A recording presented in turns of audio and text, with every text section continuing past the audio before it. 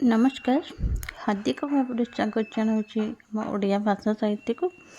तो आज आलोच्य विषय हूँ +3 4th सेमेस्टर है। +3 4th सेमेस्टर ओडिया ऑनर्स आम जो आलोचना करले कौन 9 यूनिट 1 थी बाबाजी और यूनिट 2 रे थिला पर कलम है। तो आज आम आलोचना करवा यूनिट 3 रे जो रही कुकुआ नाटक विजय शतपथी तार आज आम सिलेक्शन क्वेश्चन कौन रही देखा। तो या पूर्व मुझे गोटे कथा कही रखुची, जदि भी आम टेलीग्राम चैनल जॉइन करना जाकि डिस्क्रिप्शन बॉक्स लिंक अच्छी जाकि जॉइन करूँ है। आ जो मैंने भी 2027 सीपीटी प्रिपेरेसन होती है 2027 रे सीपीटी किंबा सीयूईटी देवाक चाहूबे तो से मत कमेंट मध्यम कहींपारे किंबा मो टेलीग्राम ग्रुप रे जाके ग्रुप रे मेसेज करें। से सब डिटेल्स सब कहीदेवी कौन केमती क्लास हम है। तो आज आम आलोचना करवा जो थी आमर कुकुआ नाटक विजय शतपथी आलोचना करवा। तो ये प्रथम नाटकर विश्लेषण नामकरण आलोचना करने पूर्व प्रथम नाट्यकार विषय आलोचना करवा है। तो आज आम खाली नाट्यकार विषय आलोचना करवा। परवर्ती क्लास ये नाटकर संपूर्ण विषय वस्तु कौन रही आनीदेवी है।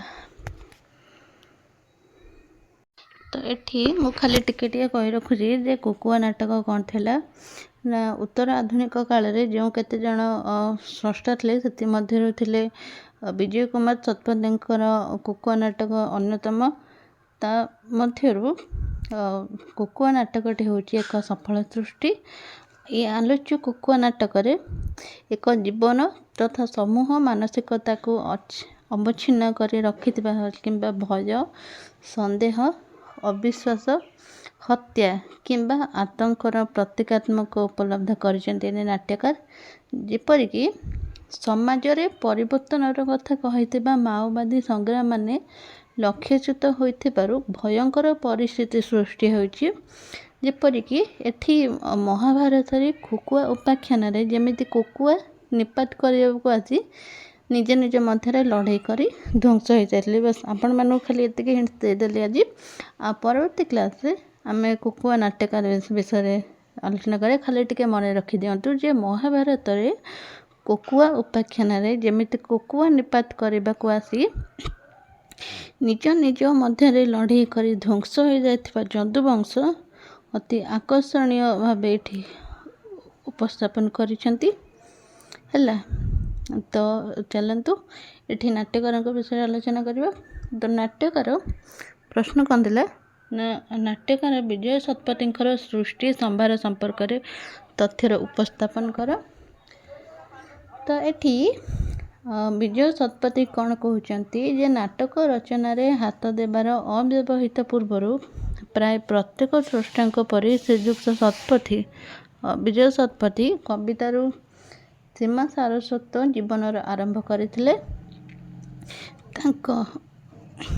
रचना कविता रेभेन्सा कॉलेज ईस्ट हॉस्टेल प्राचीन पत्र गोकर्णिका आसंता काली 22 पाहाच परिचय प्रभृति पत्रिकार प्रकाश पाइथिला। यही कविता रचना करने समय ये सब कविता जो आसंता काली 22 पाहाच परिचय कविता रचना करने समय श्रुति रोमंथन कर से कहिछंती जे यह हेउची मो छात्र जीवनर कथा।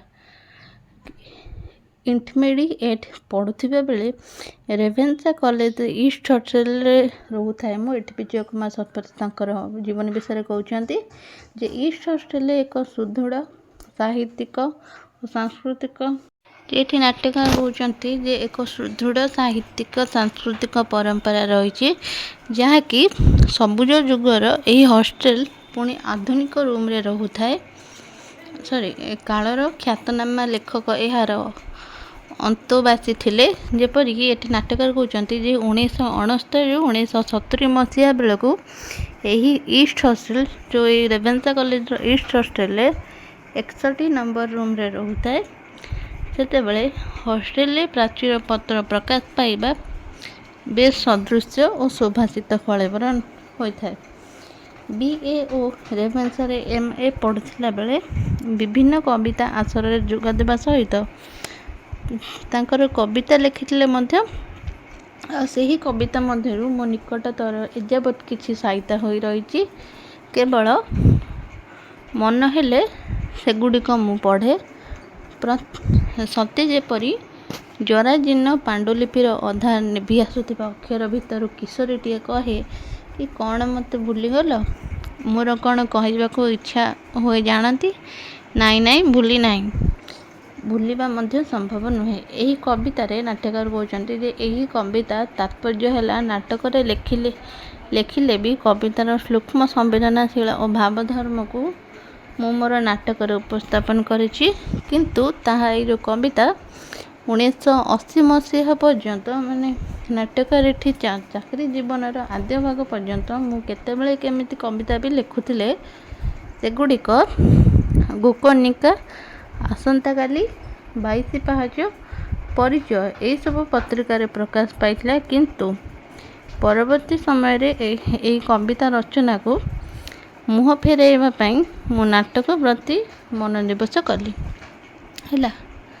तापरे आसला एठी नाट्यकार कहउछंदी जे कविता रचना रे संभवतः से आपण को सठिक भाव में प्रकाश करि पारले नाही एणु नाटक रचना रे मनोनिवेश कले नाटक रचनार सफल होई पारिबे कि नाही एही परि संशय मध्यरे 1964 मसीह रेभेन्सा अध्ययन करुवा बेले तांक लेखनी विजय शतपथी लेखनी सृष्टि है छोट नाटक बा फसिलर निद्राभंग ये सब नाटक छोट नाटक फसिलर निद्राभंग सृष्टि होता। तो नाटकर सफलता मंच विनयरू जना पड़े जे तांकर प्रथम नाटकटी सेतेबेले छद्म नाम मंचस्थ होता। तो तांकर जो प्रथम नाटक थिला फसिलर निद्राभंग तांकर छद्म नाम मंचस्थ होता। परवर्ती समय रे आ पछको फेरी चाही नाहांती नाटककार है तांकर एटी नाट्यकारंकर केते गुडी नाटक एठी दियागला आप नोट कर रखंतु। तो एठी विजय कुमार शतपथी नाटक देला कंसर आत्मा क्षुदित सरीसृप विषाद वृत्तर कहानी ए सूर्य हुए कर्ण मंगल अमंगल और बिल्व मंगल सुनित स्वाक्षर नीलशैल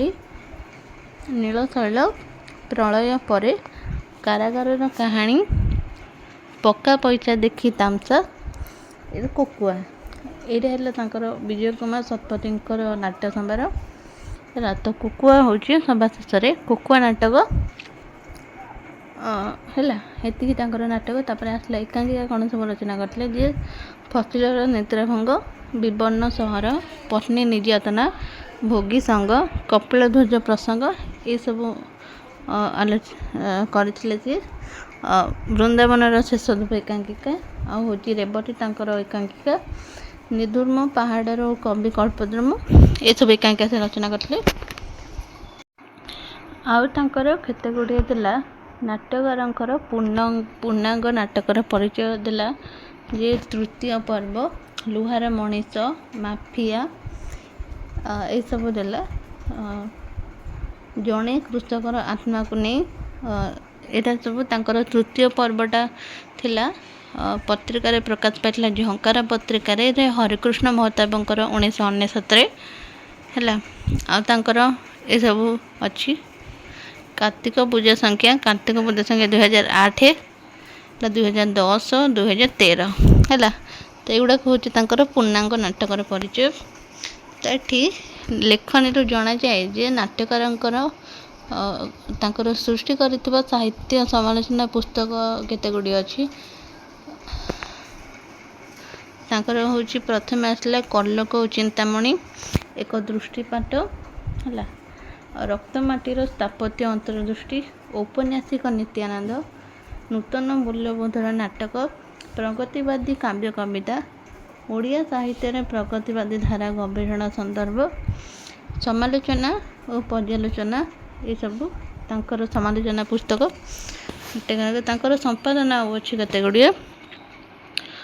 କାହାଣୀର ସ୍ତବକ, ବିପ୍ଳବର ବାର୍ତ୍ତାବହ ଜାତୀୟ କବି ବୀରକିଶୋର, ମନୋରଞ୍ଜନଙ୍କର ଶ୍ରେଷ୍ଠ ଏକାଙ୍କୀ, ଜାତୀୟ କବି ବୀରକିଶୋର ଗ୍ରନ୍ଥାବଳୀ, ବୈକୁଣ୍ଠ ବର୍ଣ୍ଣାଳୀ, ଏସବୁ ଗୋପୀନାଥ ମହାନ୍ତିଙ୍କର କଥା ସାହିତ୍ୟର ବ୍ୟାପ୍ତି ଓ ଦୀପ୍ତି, ଏସବୁ ତାଙ୍କର ସମ୍ପାଦନା ଥିଲା ହେଲା।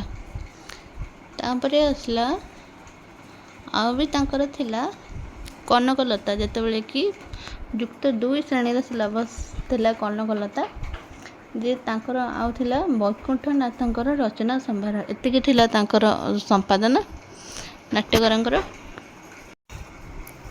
ତ ଆଜି ପାଇଁ ଥିଲା ଏତିକି। ପରବର୍ତ୍ତୀ କ୍ଲାସ୍ରେ ଆମର କୁକୁଆ ନାଟକର ଟୋଟାଲି ନାଟକର ବିଶ୍ଳେଷଣ ଉପରେ ଆଲୋଚନା କରିବା।